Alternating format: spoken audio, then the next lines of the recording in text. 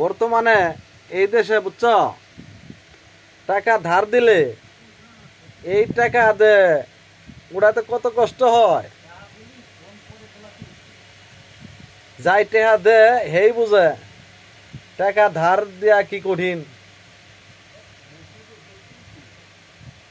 টাকা আসলেই ধার দেওয়া দরকার, না দিলেও হয় না।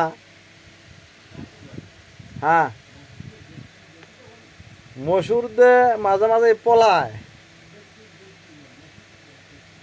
মসুর তো বর্তমানে কোন দেশে আছে কারা জানে।